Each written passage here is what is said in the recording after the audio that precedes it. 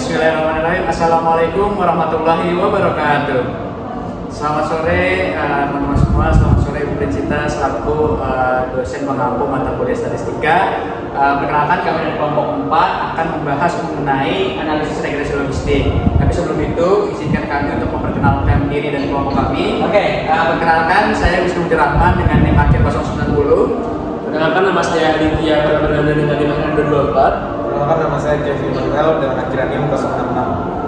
Perkenalkan, nama saya Nabila Abdulmani dengan akhiran NIM 136. Saya Nabila Rizky Rizky dengan akhiran NIM 044. Saya Rina Gita dengan NIM akhir 144. Dan saya Abiulia dengan NIM akhir 244. Itulah perkenalan dari kelompok 4. Selanjutnya kita akan langsung masuk ke pembahasan mengenai analisis regresi logistik yang akan dipaparkan oleh rekan saya. Jadi yang pertama, sebelum itu inilah adalah buku pedoman yang kami gunakan dalam penyusunan, ialah buku dari Pak Edi Rofi terkait regresi logistik biner dan multinomial. Boleh di next. Oke, boleh untuk rekan saya kepadanya dipersilakan. Jadi untuk sebagai bimbing awal kita ingat dulu nih materi sebelum kita itu regresi linear berganda. Apa sih persamaan regresi linear berganda itu? Untuk persamaan regresi linear berganda ini ada isotopi sama dengan alfa ditambah b1 x1 plus b2 x2 plus b3 x3 dan sampai seterusnya hingga bn kali xm ya, yang kita sesuaikan gitu. Atau isotopi sama dengan b0 di sini sama aja kayak a, terus b1 x1 b2 x2 dan seterusnya sampai bn x3, di mana YOP ini atau Y ini merupakan variabel dependen interpretasi, kemudian A ini atau B0 yang sama ini disebut konstan kan, terus B1, B2, B3 ini disebut dengan koefisien regresi, dan untuk X1, X2, X3 nya merupakan variabel independen. Oke, selanjutnya kita akan bahas dari topik pertama, yaitu model regresi logistik. Jadi regresi logistik itu merupakan salah satu jenis analisis regresi non-linear yang mempunyai variabel terikat berupa variabel biner, yaitu variabel yang bernilai 0 dan 1, atau variabel dikotomi, atau variabel yang mempunyai selebaran binomial, sedangkan variabel bebas dapat berupa variabel numerik atau kategori. Nah, jadi menurut ahli Hostman dan Shaw, analisis regresi logistik biner digunakan untuk menganalisis hubungan antara variabel terikat yang berupa variabel biner dan variabel bebas yang berupa variabel numerik atau kategori. Next slide. Oke, fungsi peluang itu digunakan untuk memprediksi nilai peluang terjadi peristiwa sukses dan peluang terjadi peristiwa gagal berdasarkan variabel bebas atau variabel faktor risiko yang dipelajari dalam model. Berikut merupakan fungsi peluang dan keterangannya. PY sama dengan 1XY adalah peristiwa terjadinya Y sama dengan 1. Kalau Y itu kejadian atau peristiwa sukses atau gagal, dan XY itu variabel bebas kovariat tertentu yang dipelajari pada model. Selanjutnya, nah lalu ada estimasi persamaan regresi logistik. Jadi estimasi parameter dalam regresi logistik itu dilakukan menggunakan maximum likelihood expression atau MLE. Tujuannya adalah untuk menemukan nilai koefisien beta yang memaksimalkan kemungkinan pada dataset. Nah, lalu langkah-langkah dalam estimasi sebagai berikut. Yang pertama itu menggunakan data sampel untuk menghitung likelihood dari berbagai nilai beta 0, beta 1, dan beta n. Lalu fungsi likelihood seringkali dinyatakan sebagai produk probabilitas individu dari observasi dan estimasi beta yang optimal adalah nilai yang memaksimalkan fungsi likelihood tersebut. Nah, lalu ada asumsi model regresi logistik. Nah, jadi yang pertama itu hubungan non-linear antara X dan Y. Tidak ada asumsi bahwa hubungan antara variabel independen atau variabel dependen harus linear. Jadi regresi logistik memodelkan hubungan logaritmik antara probabilitas dan variabel independen. Lalu yang kedua ada independensi observasi. Jadi data yang digunakan dalam regresi logistik harus independen satu sama lain. Artinya tidak ada hubungan antar data. Lalu yang ketiga ada multikolinearitas. Jadi tidak ada boleh hubungan yang terlalu kuat antara variabel independen atau yang disebut variabel bebas karena dapat menyebabkan bias dalam estimasi koefisien. Lalu yang keempat, tidak ada asumsi homogenesitas. Jadi model regresi logistik tidak mengasumsikan bahwa variansi dari kesalahan residual harus konstan. Lalu ada uji signifikansi. Yang pertama itu ada uji Watt. Jadi uji ini digunakan untuk menilai apakah setiap koefisien variabel independen signifikan atau tidak dalam model. Lalu jika P value lebih kecil dari level signifikan, misalnya 0,05, maka koefisien dianggap signifikan. Nah, yang kedua itu ada uji Likert ratio. Jadi uji ini membandingkan model dengan dan tanpa variabel independen. Model tanpa variabel independen ini disebut sebagai model nol. Jika terdapat perbedaan signifikan antara kedua model tersebut, variabel independen dianggap tidak berpengaruh. Lalu yang ketiga ada sudah R pangkat 2 dalam regresi logistik tidak menggunakan R square seperti pada regresi linear, namun digunakan Nagel-Kerker R square atau Coxwell R square untuk menilai seberapa baik model memprediksi hasil. Oke, sekarang kita masuk ke transformasi logik, teman-teman. Di sini transformasi logik pengertiannya adalah proses yang digunakan dalam regresi logistik untuk mengubah peluang dari suatu kejadian menjadi bentuk yang lebih linear sehingga lebih diperhalus bisa digunakan dalam proses regresi logistik. Nah, biasanya itu contohnya kayak ada variabel independen linear kayak misalnya hasilnya ya atau tidak dengan satu atau lebih variabel independen. Secara khusus logik itu adalah logaritma natural atau biasa disebut dengan ulang dari odds atau peluang suatu kejadian di mana odds adalah perbandingan antara peluang terjadinya suatu kejadian dengan peluang tidak terjadinya. Nah, apa itu odds dan odds ratio? Jadi odds adalah perbandingan antara probabilitas suatu kejadian terjadi dengan probabilitas kejadian itu tidak terjadi. Contohnya, jika ada probabilitas 0,4 bahwa seseorang menggunakan kupon, maka peluang tidak menggunakan kupon adalah 0,6. Berarti odds-nya adalah 0,4 per 0,6 yang hasilnya adalah 0,6667. Itu adalah odds-nya. Kalau odds rasio itu berbandingan antara dua odds untuk satu variabel independen yang berubah satu unit. Misalnya dengan dan tanpa kredit ini menunjukkan seberapa besar perubahan odds jika variabel independen tertentu berubah. Nah, contohnya kita bisa lihat di slide berikut. Oke, contohnya tadi kita dengan menggunakan kartu kredit sama tidak menggunakan kartu kredit. Kelas pertama adalah peluang seseorang yang menghabiskan $2.000 dan memiliki kartu kredit untuk menggunakan kupon. Sedangkan odds yang 0 itu adalah peluang seseorang yang menghabiskan $2.000 dan tidak memiliki kartu kredit untuk menggunakan kupon.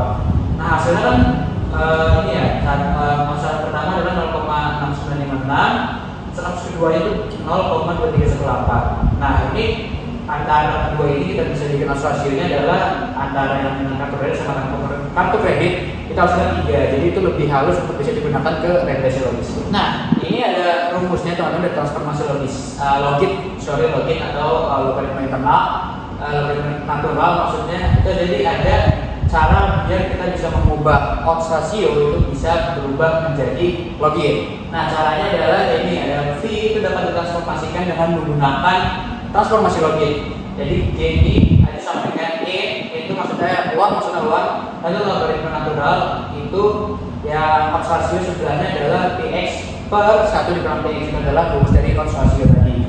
Nah, itu nanti hasilnya bisa kita gunakan dalam perhitungan regresi logistik. Contoh langkahnya biar kita bisa tahu nih cara perhitungan pakai logik itu kayak gimana sih. Langkah pertamanya kita mengambil contoh yang paling gampang, itu adalah odds untuk angka 6. Angka 6 di dadu.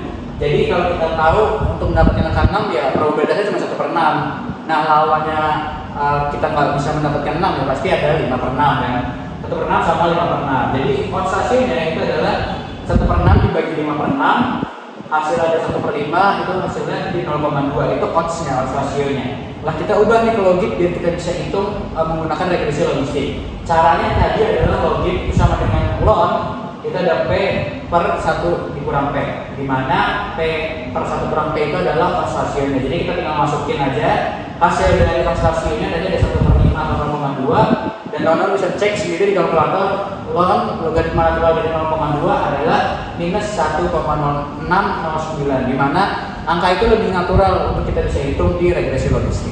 Oke, untuk selanjutnya akan dijelaskan oleh rekan saya, boleh dipersilakan. Oke, selanjutnya kita masuk ke studi kasus dari regresi logistik BNet. Di sini terdapat sebuah penelitian dilakukan terhadap perusahaan yang terdaftar di BNI untuk mengetahui pengaruh pergantian manajemen sebagai dan kepemilikan publik sebagai S2 terhadap pergantian auditor sebagai Y. Oleh karena itu, diambil sampel sebanyak 11 perusahaan secara acak, di mana dari masing-masing perusahaan sampel yang terpilih dilakukan analisis terhadap laporan keuangannya selama 4 tahun terakhir. Untuk mendapatkan data yang mendukung penelitian tersebut, kemudian diperolehlah data sebagai berikut. Nah, di sini ada 44 data yang sudah diambil. Ini bisa lihat, ini nomor 111 yang warna merah ini nomornya sudah 44 data. Kemudian X1 dan Y-nya ini nomor balik X1 sebagai pergantian manajemen, kemudian X2 sebagai kepemilikan publik, dan Y sebagai pergantian auditor. Nah, bisa dilihat di sini untuk data X1 dan Y ini terlihat nilainya itu 0 dan 1. Kenapa? Karena variabel X1 dan Y ini termasuk kategori variabel yang dikotomi. Apa itu variabel dikotomi? Yaitu variabel yang hanya memiliki 2 kemungkinan nilai. Dalam hal ini harus digunakan variabel dummy untuk merepresentasikan kategori-kategori tersebut. Sehingga diberilah angka 0 dan 1, baik X1 dan Y. Terus kenapa kalau X2 itu berupa koma angka ini? Karena variabel ini termasuk variabel kuantitatif atau numerik yang bisa memiliki banyak nilai yang berbeda. Variabel ini tidak dikategorikan sebagai variabel dikotomis sebagaimana X1 dan Y, melainkan merupakan ukuran yang nyata dari kepemilikan publik dalam bentuk presentase atau jumlah tertentu. Nah, di sini untuk yang variabel dikotomi kita menganggap untuk 0 itu sebagai tidak melakukan dan Y itu sebagai melakukan. Misalkan X1 ini kan pergantian manajemen, dia nilainya 0, berarti dia tidak melakukan pergantian manajemen. Begitu juga yang pertama, yang sebagai angka 1, kode 1, berarti dia melakukan pergantian manajemen. Nah, kemudian kita melakukan analisis datanya menggunakan SPSS. Langkah pertama kita harus menginput data. Data yang tadi di slide sebelumnya kita harus mendaftar dengan cara buka SPSS, kemudian masukkan data yang tadi di data view. Data-data tadi S1-nya berapa, X2 berapa, Y-nya berapa, kita masukin ke data view. Nah, masih di input data, tadi kan data view, terus sekarang di variable view. Nah, buat di variable view, kita atur beberapa indikator. Pertama, kita harus kasih nama utama, yang tadi S1, S2, dan Y. Kemudian kita ubah tipenya itu menjadi numerik. Numerik ya. Kemudian buat width-nya itu 8. Width-nya 8 ini pertama karena selain memang otomatis di SPSS, tetapi width ini mengacu pada jumlah karakter yang dialokasikan untuk nilai dalam sebuah variabel. Jadi di kasus ini 8 ini merupakan karakter yang cukup untuk memuat angka dengan 2 desimal. Seperti angka yang di X2 itu kan dia di belakang koma itu 0,3, dan 8 itu dikategorikan cukup. Kemudian di bagian desimalnya kita ubah X1 sebagai 0, X1 dan Y itu desimalnya 0, dan X2 nya itu 2. Kenapa? Karena desimal di sini merupakan pengaturan jumlah angka yang ada di belakang koma. Karena X1 dan Y1 merupakan variabel dikotomi yang tadi kita kasih kode 0 dan 1 yang merupakan sebuah angka bulat. Jadi dia nggak perlu angka di belakang koma. Jadi buat desimalnya untuk X1 dan Y itu 0. Dan untuk X2 karena tadi angkanya itu ada koma yang merupakan sebuah nilai pecahan. Jadi kita di desimalnya diatur 2, artinya angka X2 itu akan ditampilkan dengan 2 angka di belakang koma. Kemudian kita beri label. Labelnya itu kita tulis X1 tadi kan pergantian manajemen, X2 kepemilikan publik, terus Y itu pergantian auditor. Terus juga diatur value-nya. Buat untuk value nanti kita next slide aja. Terus buat dan diatur measure-nya. X1 dan Y merupakan variabel kategori nominal, dan untuk S2-nya tadi karena dia unik, jadi kita di measure-nya itu dia scale. Nah, tadi kan kita membahas yang value ya, atur value. Nah, kenapa kita harus ngatur? Karena ini ada berkaitan dengan tadi variabel itu dikotomi. Jadi untuk variabel yang kategorinya dikotomi yaitu X1 dan Y, kita harus kasih kode dulu. Jadi pertama di klik value-nya, misalnya pertama ini di S1 pergantian manajemen, di klik value. Karena tadi 0 itu kita tidak melakukan, jadi Jadi masukin value-nya 0, terus kasih label, tidak melakukan pergantian manajemen, kemudian di add,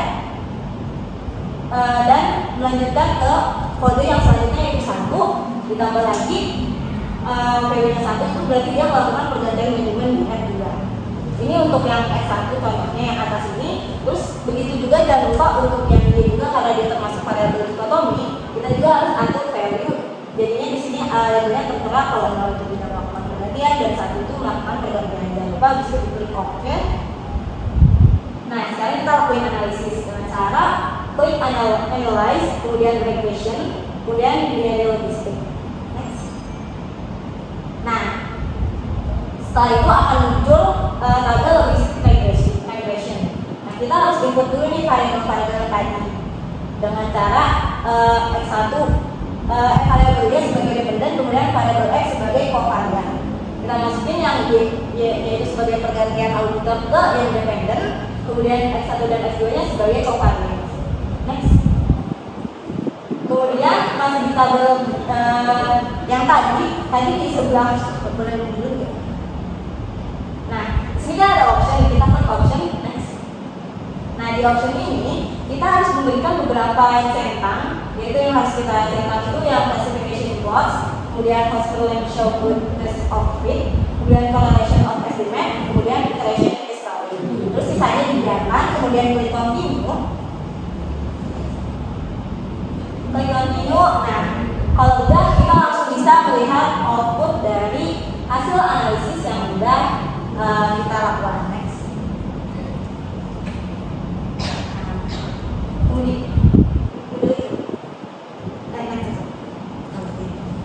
Kemudian kita di sini akan membahas beberapa dari output si analisisnya.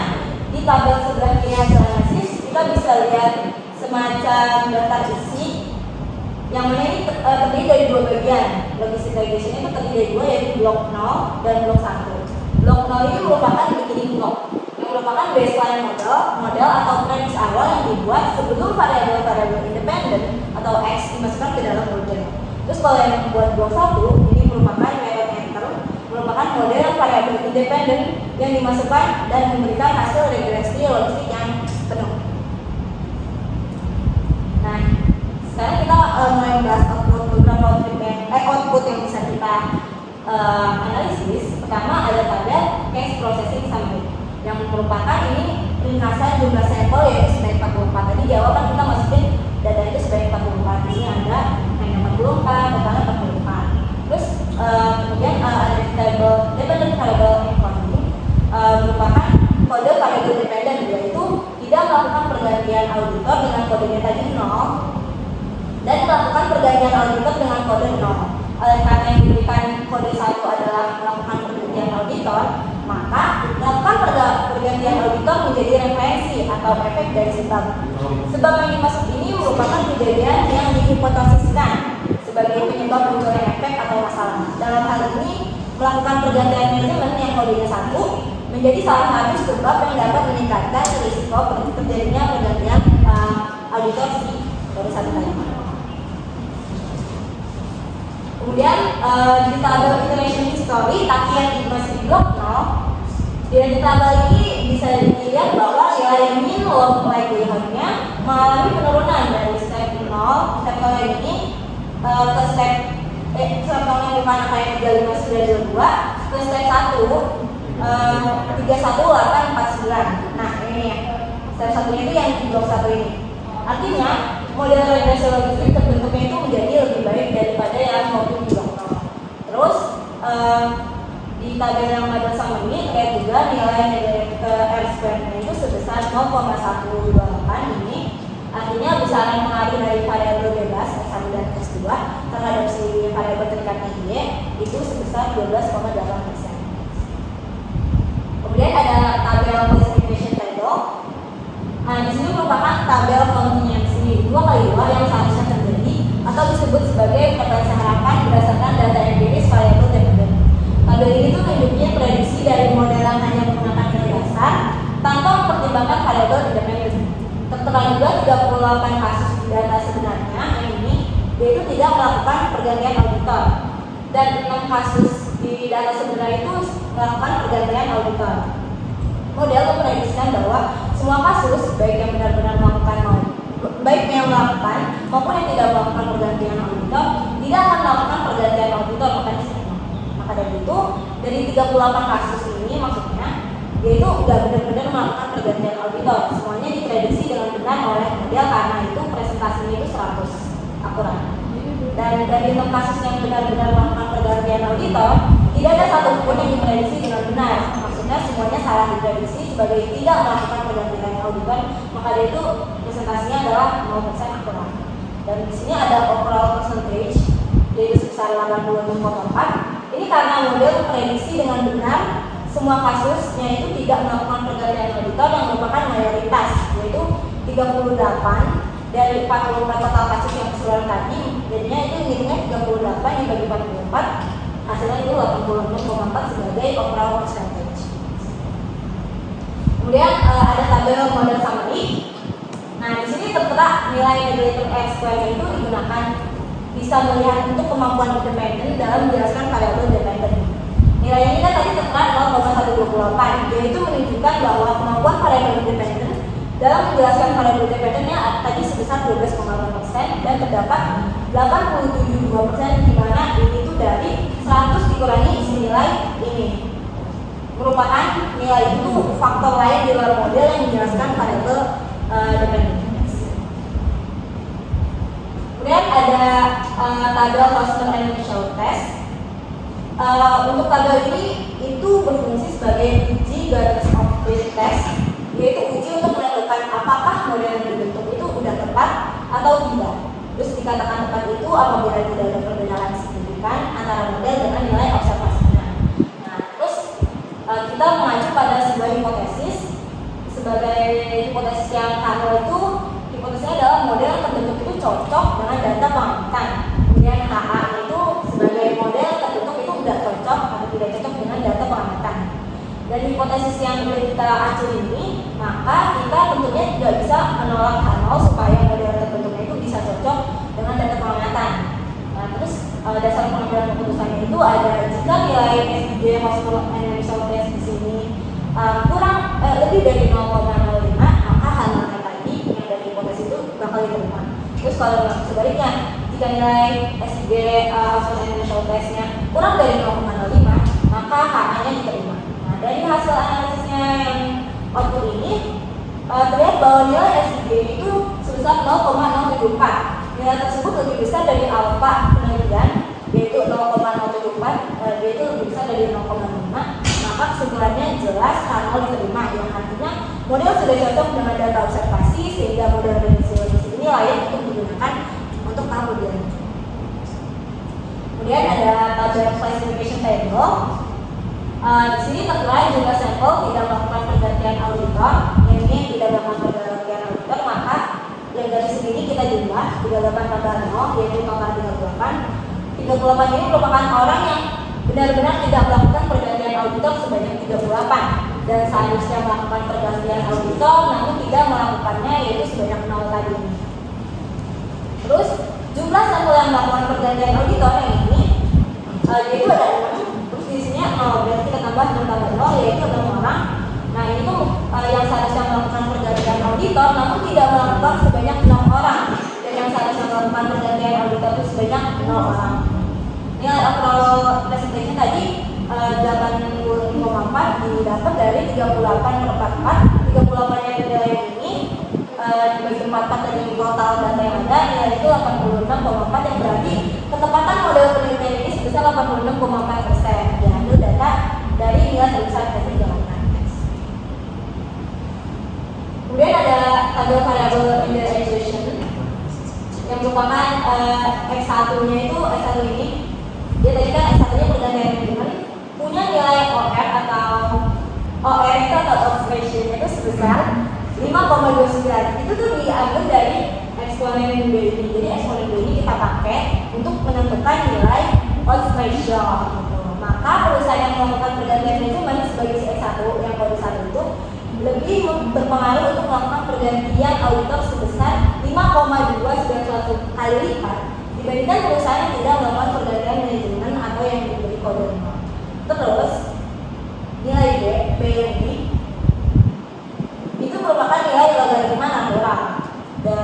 5,291 itu sebanyak 5,29 dari S1 ini logaritma natural itu 1,666. Oleh karena nilai determinal positif, maka melakukan pergantian manajemen punya hubungan positif dengan melakukan pergantian orbital. Terus buat variabel kemungkinan publik, yaitu yang X2, nilai eksponen B itu dia 1,009. Maka setiap peningkatan 1 unit pada X2, peluang perusahaan untuk melakukan pergantian auditor itu meningkat sebesar 0,9%. 0,9% ini dari 1,009 ini dikurangi 1 sama dengan 0,09 atau 0,09%.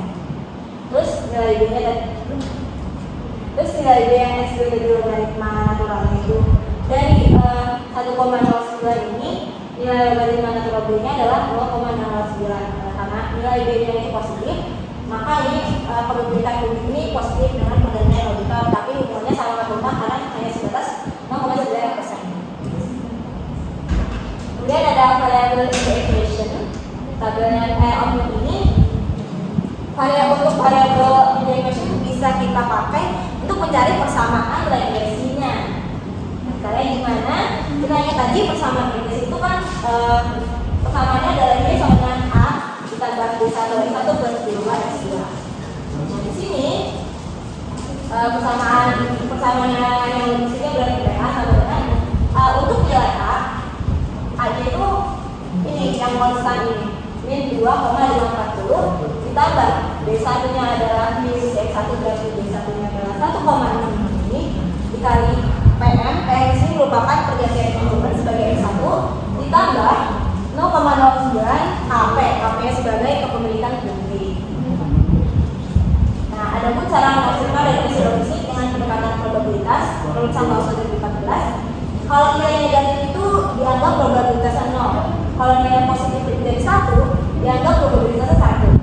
Nilai positif antara 0 sampai dengan 1, probabilitas disesuaikan dengan angka perolehan tersebut. Nah, dari angka ini dihasilkan analisisnya konstannya kan tadi min 2,540. Artinya apabila nggak ada pergantian manajemen dari kepemilikan publik, dan kalau misalnya dari sampai kurang, maka tidak ada pergantian auditor pada perusahaan yang terdaftar di BI. Terus buat koefisien regresi variabel yang pergantian manajemen yang sebesar 1,6 ini atau S1 itu kan nilai positif. Artinya jadi setiap terjadi pergantian manajemen, maka ada kemungkinan terjadinya pergantian auditor di perusahaan yang terdaftar di BPI.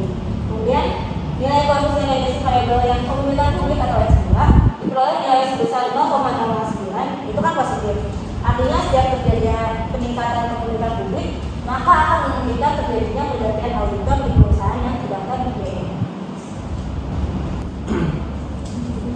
Oke, selanjutnya itu ada di model regresi logistik multinomial.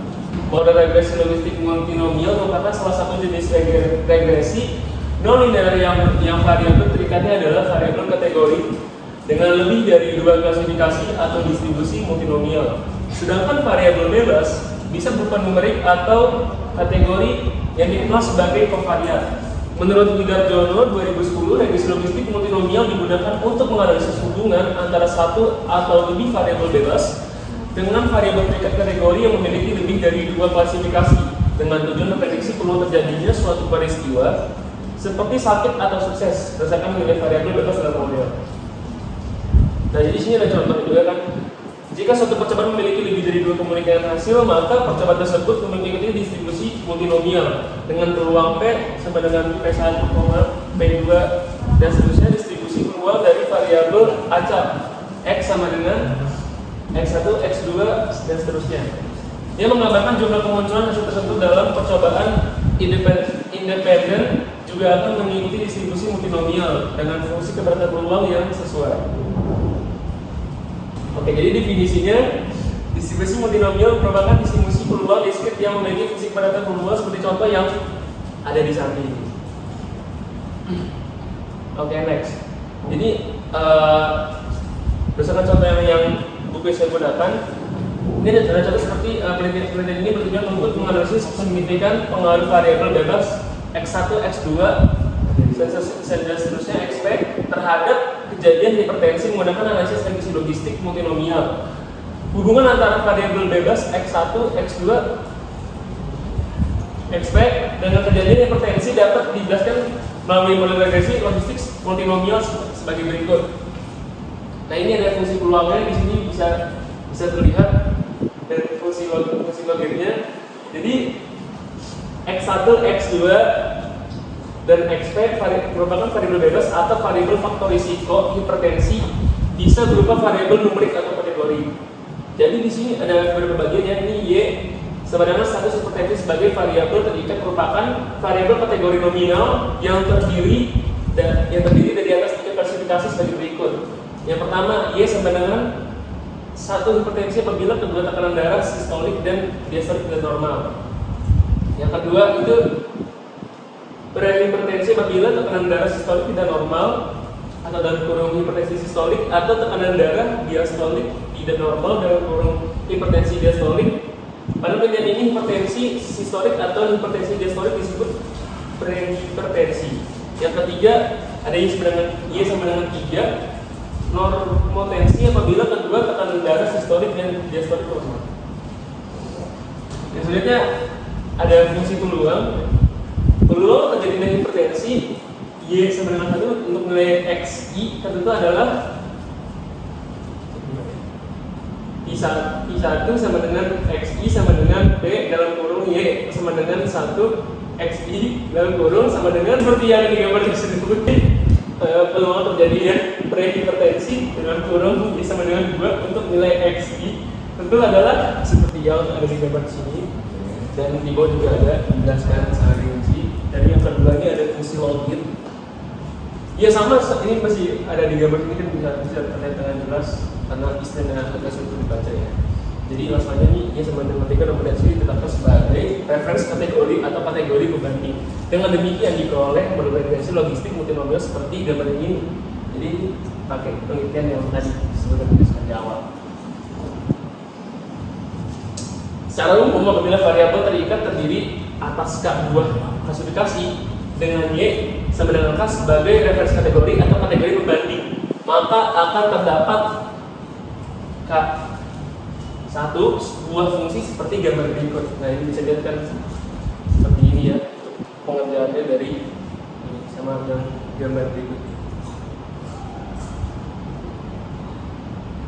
Oke, berdasarkan teks pada gambar, fungsi peluang bersifat non-linear, sementara variabel bebas dan variabel terikat memiliki hubungan linear. Untuk membuat fungsi peluang ini menjadi linear diperlukan eksplorasi logik. Jika variabel terikat terdiri dari klasifikasi, maka akan diperoleh satu fungsi logik sebagai berikut. Ini gambaran dari sini. Jadi itu pengerjaan dari awal jadi seperti ini. Ini fungsi non-linearnya. Ini pokoknya yang ini deh, ini gambar ini. Seperti ini. Selanjutnya menurut Hosmer W. David, Epid Logistic Regression edisi ketiga 1969 sampai 2003, apabila variabel bebas X merupakan variabel kategori yang terdiri atas dua klasifikasi, yaitu X sama dengan A dan X sama dengan B, dan ditetapkan X sama dengan B sebagai pembanding, maka diperoleh nilai OR atau odds ratio seperti contoh pada gambar berikut.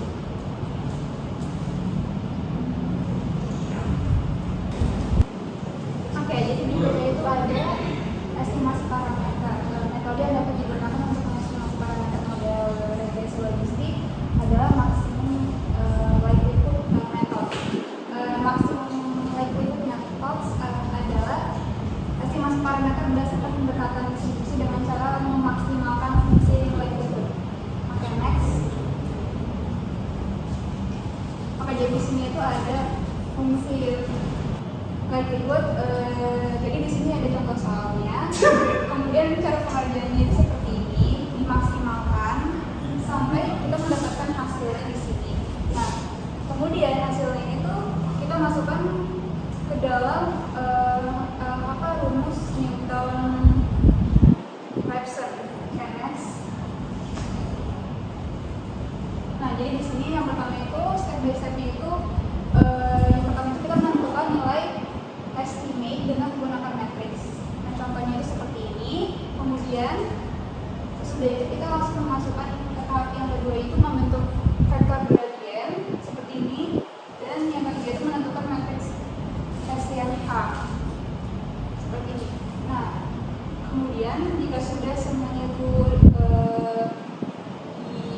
dimasukkan sesuai dengan tahapan-tahapannya, kemudian langsung kita masukkan rumus Newton Raphson dengan cara yang ada di sini. Oke, next. Oke, nextnya itu ada uji parameter regresi. Hausmer dan Lenzo tahun 2000, kemudian parameter model regresi logistik multinomial dilakukan sebagai upaya untuk mengetahui signifikansi pengaruh variabel yang bebas terhadap variabel yang terikat. Terdapat dua jenis, yaitu uji parameter secara stimulan dan parsial. Next. Oke, jadi di sini tuh ada contoh uji parameter stimulan. Jadi uji parameter secara stimulan itu adalah uji hipotesis untuk mengetahui signifikansi pengaruh variabel bebas secara bersama-sama terhadap variabel yang terikat. Kemudian di sini tuh hipotesisnya itu jadi HO dikondensasi sama dengan B2 sama dengan B3 B4 dan hasilnya adalah 0. Artinya ada satu variabel bebas yang berpengaruh secara signifikan terhadap variabel yang terikat. Nah, A1 jika BD tidak sama dengan 0, artinya minimal terdapat satu variabel bebas yang berpengaruh secara signifikan terhadap variabel yang terikat. Nah, kemudian di sini cara mengujinya. Jadi jika hipotesis itu HO, jika yang D itu lebih besar daripada X2, maka hipotesisnya itu adalah tidak ada satupun variabel yang berpengaruh gitu secara signifikan terhadap variabel yang terikat. Kemudian di sini, jika hipotesis, kalau di sini hipotesis HO-nya itu apabila watt-nya itu lebih besar daripada X2, maka hipotesisnya itu tidak berpengaruh antara variabel bebas dengan variabel yang terikat.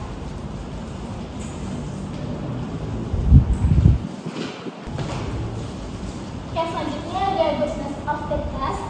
Goodness of the test merupakan uji keselarasan model atau uji kebaikan model yang dilakukan untuk mengetahui keselarasan model dengan data atau keselarasan antara hasil observasi dan hasil prediksi model.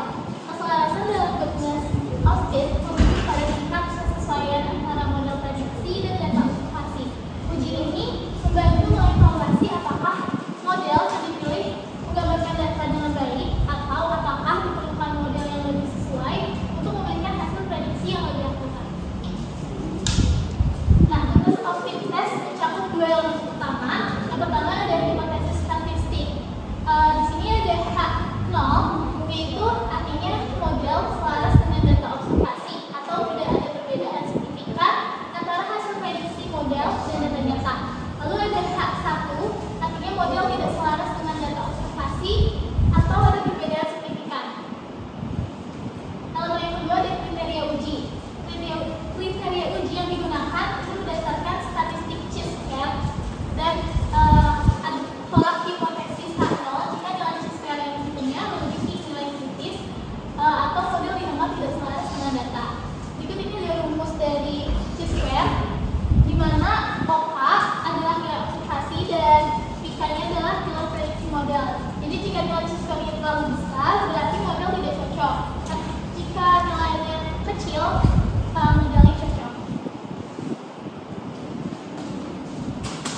Oke, kita coba pakai explication sosial untuk menghitung goodness of the test. Teman-teman, di sini ada data di mana ada kedatangan kapal terkait sama ekspektasi teman-teman. Jadi kita tadi pakai H01, H0 adalah pihak yang memperkirakan bahwa distribusi kedatangan kapal itu salah. Nah, jadi ada H0 sama H1. Kita menggunakan alfa juga 0,05. Nah, di sini ada 6 bulan teman-teman, dari Januari sampai bulan Juni dengan data sebagai berikut. Data observasinya itu secara real time-nya, ada juga ekspektasinya. Nah, bagaimana cara menghitung square-nya tadi sudah dijelaskan oleh Rizkia, teman saya, dengan rumus yang dapat dilihat di pojok kiri bawah, yaitu adalah observasi dikurang dengan data ekspektasi itu nanti dikuadratin lalu dibagi dengan nilai ekspektasi. Nah, kalau dihitung itu dapat nilainya adalah sebagai berikut ini di kolom square. Ada 0,47, 1,37 itu kalau di Excel tinggal ditarik aja. Jadi total dari square semuanya adalah 5,07. Nah, untuk kita di sini statistik dari hasil perhitungan kedatangan tanpa ditelepon itu dapat square adalah 5,07. Dan di sini juga ada juga freedom, di mana nanti kita akan pakai untuk melihat di tabelnya, di tabel square-nya. Di mana bulannya ada 6, itu rumusnya memang yang kurang 1, jadi 6 dikurang 1 itu adalah 5. Jadi degree of freedom-nya 5. Kita boleh next ke tabel berikutnya. Nah, di sini tabel square-nya teman-teman kita bisa lihat di mana alpha yang tadi kita pakai adalah 0,05, itu ada di keempat, sama tadi degree of freedom yang sudah kita hitung itu ada 5. Jadi kita temukan antara degree of freedom 5 sama alfanya 0,05, di mana alfanya adalah 11,07. Nah, ini adalah square-nya. Sekarang tinggal kita bandingkan dengan hasil perhitungan kita. Nah, hasil perhitungannya adalah ketika sudah dijumlahkan ya, data hasil pelabuhan adalah 5,07, di mana 5,07 ini kurang dari di tabel square-nya itu adalah tadi 11,67, di mana artinya hasil perhitungan kita adalah kita menerima K0, yaitu adalah pihak yang memperkirakan distribusi kedatangan kapal itu benar, jadi kita terima K0-nya. Jadi dengan hasil seperti ini maka menunjukkan model itu mampu menjelaskan hubungan antara variabel dependen dan independen dengan baik, sehingga model logik Anda dapat diandalkan untuk memprediksi hasil. Jadi tidak perlu kita cari model-model lainnya, kita terima K0. Oke, boleh di next. Selanjutnya masih ada kontribusi variabel bebas. Di sini yang dimaksudnya adalah untuk mengukur seberapa baik variabel bebas untuk menjelaskan variabel terikat dalam regresi logistik multinomial melalui koefisien determinasi atau R-square. Di mana semakin tinggi nilai koefisien determinasi, semakin baik variabel bebas menjelaskan variasi dalam variabel terikat atau semakin besar kontribusi variabel bebas terhadap variabel terikat. Di sini ada jenis-jenis koefisien determinasi atau R-square yang digunakan untuk mengukur seberapa baik variabel bebas menjelaskan variabel terikat. Yang pertama ada jenis dari McFadden R-square. Rumus ini membandingkan likelihood atau keberhasilan model dengan variabel bebas model A terhadap model dan variabel bebas atau model B. Nilainya bisa antara 0 dan 1, di mana semakin mendekati 1 artinya semakin baik model menjelaskan data. Boleh next. Yang kedua ada jenis dari Cox and Snell R-square. Di rumus pertama yaitu untuk menghitung kekuatan model berdasarkan likelihood, namun nilai maksimal dari Cox and Snell R-square ini tidak pernah mencapai 1, sehingga interpretasinya agak terbatas dibandingkan McFadden R-square yang tadi disebutkan sebelumnya. Di rumus kedua ini untuk menghitung batas maksimal dari Cox and Snell R-square untuk melihat seberapa baik model A atau dengan variabel bebas itu menjelaskan data. Fungsi ini membantu memahami kekuatan model dengan cara yang lebih intuitif, karena fungsi ini dapat mencapai nilai maksimal 1 dibanding rumus yang pertama. Terakhir ada jenis dari Nagel circuit R-square. Rumus ini versi yang disesuaikan dari Cox and Snell R-square sebelumnya agar nilainya itu bisa mencapai 1. Ini mempermudah interpretasi koefisien determinasi dalam model regresi logistik. Selanjutnya kita masuk ke contoh studi kasus dari regresi logistik multinomial. Jadi misalkan terdapat sebuah penelitian yang menganalisis pengaruh nilai tes menulis yaitu X1 dan kondisi ekonomi yang merupakan X2 terhadap penentuan program kelas perkuliahan yaitu Y yang dilakukan dengan menganalisis 200 data yang telah tersedia. Untuk kondisi ekonomi ini terdapat beberapa kategori, yaitu yang pertama kategori low, yang kedua ada middle, yang ketiga ada high, dan untuk program kelas perkuliahan yang merupakan Y ini juga ada 3 kategori, yaitu yang pertama general, yang kedua akademik, dan yang ketiga vocational. Boleh next. Kemudian berikutnya adalah 200 data yang telah saya singgung sebelumnya. Boleh next. Oke, jadi tadi kan sudah kita lihat ya ada 200 data. data tersebut kita input ke dalam aplikasi di dalam SPSS. Jadi kita masukkan datanya itu pada data view sampai 200 sampai di bawah. Boleh di next. Terus kita input data lagi, jadi pada variable value-nya kita melakukan perubahan, yaitu yang pertama namanya kita ubah jadi x2, y sama x1. Untuk tipenya kita ubah jadi numerik, terus kemudian kita ubah unitnya dan juga desimalnya itu 0 karena emang kita tidak ada angka yang angka di belakang koma, jadi emang angkanya tidak desimal, makanya kita desimalnya itu 0. Kemudian untuk labelnya juga kita ubah jadi economy, type of program, sama writing score yang kayak udah ada di soal juga. Dan untuk values-nya ini nanti akan kita jabarkan lebih sedikit. Dan untuk measure-nya ini diubah jadi nominal, tapi untuk yang variabel x1 ini diubah jadi scale karena variabel x1 ini variabel skala interval, makanya dia diubah sendiri. Boleh di next. Nah ini yang tadi udah sempat di sini juga, ini kita ubah labelnya sesuai dengan yang ada di soal, yaitu untuk kategori dari ekonomi yaitu X2-nya kita masukin di sini value-nya yaitu 1, di sini low, 2 middle, 3 high, terus kita okein sama kayak di sini juga. Ini yang tadi untuk variabel Y-nya juga sama, kita ubah juga yaitu 1 general di okein, terus 1 kedua akademik di F terus di okein, dan yang ketiga ada 3 vocational F terus di okein. Kemudian kita melakukan analisis, jadi caranya itu dengan klik analyze, terus habis itu regression sama multinomial logistik. Nah di multinomial logistik tadi itu kita melakukan beberapa perubahan ya. Yang pertama itu kita melakukan input variabel. Jadi variabel y-nya itu dependent, kita masukin di sini, ini kan dependent. Kita masukin yang program kelas perkuliahan. Terus habis itu kita pindah di sini. Terus untuk yang vektor ini kita ubah ke variabel x-nya yaitu kondisi ekonomi atau ekonomi. Terus yang ketiga ini yang variasinya itu kita ubah ke x1 yaitu writing score atau pengetahuan nilai tes penulis. Terus habis itu kita okein. Lalu habis itu kita pencet ke statistik. Statistik ini kita pencet ke statistik. Habis itu kita melakukan checklist keluaran-keluaran yang kita inginkan. Sebenarnya ini nggak ada ketentuan khusus sebenarnya keluaran apa aja yang diperlukan, jadi sebenarnya nggak ada ketentuan khusus kita harus pilih yang apa aja. Cuma di sini kami milih ada 5 output yang memang kita inginkan, yaitu ada pseudo and square, step summary, model fitting information, estimate, sama likelihood ratio test.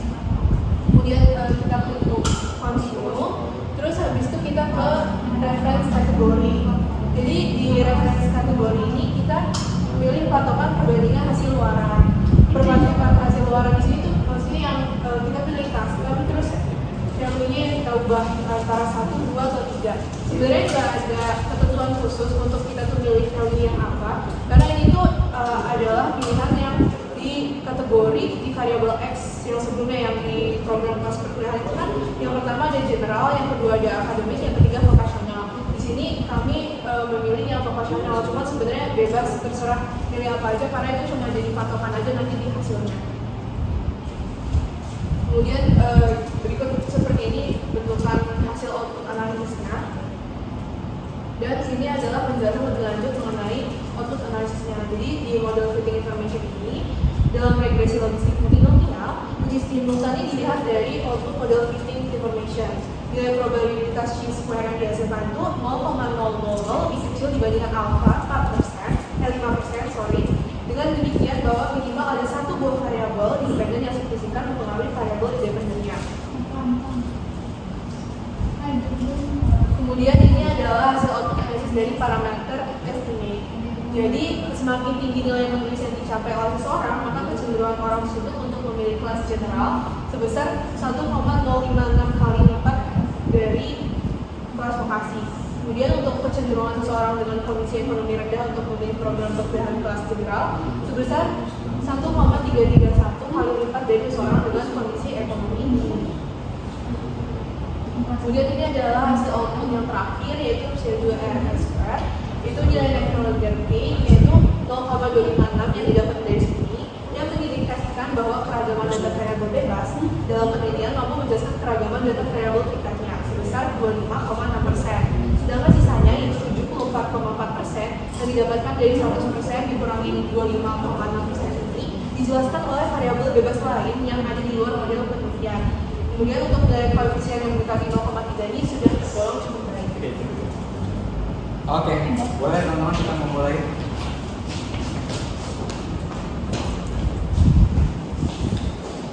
Oke, sekian pemaparan mengenai analisis regresi logistik dari kelompok 4. Semoga apa yang kita pelajari pada hari ini itu bisa bermanfaat pada pekerjaan skripsi teman-teman nanti. Oke, sekian dari kami. Akhirul kalam, wabillahi taufiq wal hidayah. Wassalamualaikum warahmatullahi wabarakatuh.